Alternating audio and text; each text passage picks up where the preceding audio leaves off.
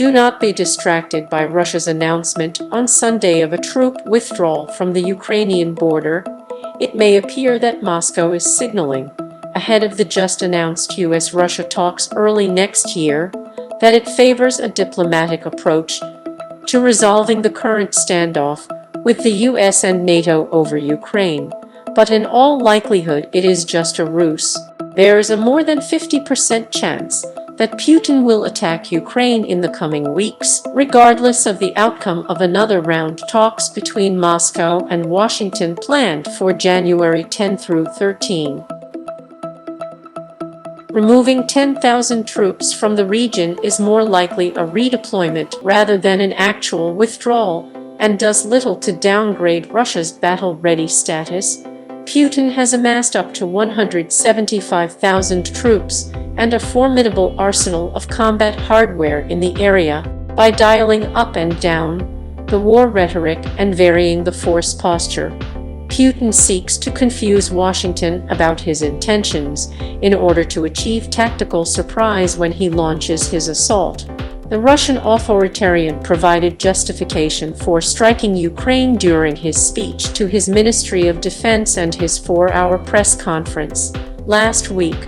Members of his cabinet have mirrored Putin's belligerent tone since Putin likely calculates that the risk of taking over at least eastern Ukraine now is lower during the Biden presidency, and while Ukraine is not a NATO member, than if he waited.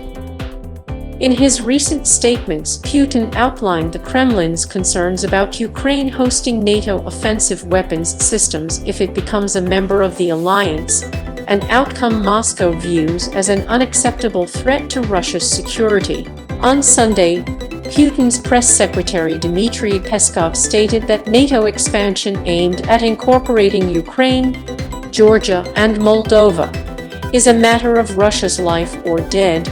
In an exclusive interview that aired on Russian state TV on Sunday, Putin said that Russia is being forced to say, perhaps in an unusual way, stop. He added, "We have been pinned down against the red lines." That phrase invokes a legendary Russian World War II rallying cry for the troops to defend the motherland before a bloody battle. He also said that there was nowhere to retreat.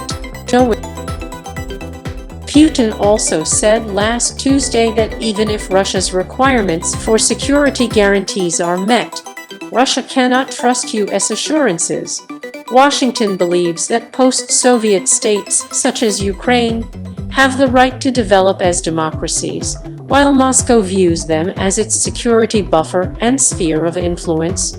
Putin is therefore building a case for taking action against Ukraine regardless of how the US responds to his demands. "We were lied to," blatantly Putin stated in his staged press conference with the Russian and foreign media.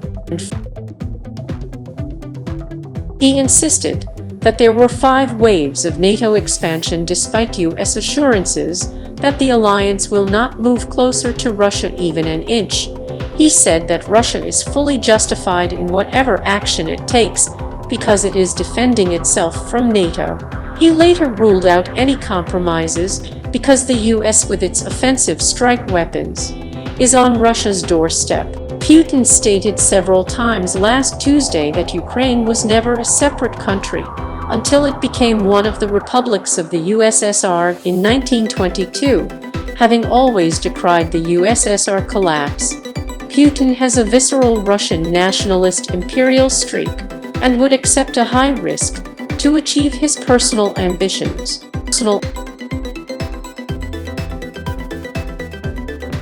Russian troops are primed to fight in the cold, as they always have been, and Putin likely believes the West won't wade into the snow to help Ukraine, emboldened by his ability to blindside the West, such as by previously invading Georgia and taking Crimea, and by extorting concessions from Joe Biden.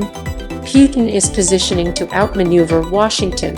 Regretfully, the Biden administration's experts, like Obama's before them who fecklessly sought a reset with Russia, are likely to fall into Putin's trap.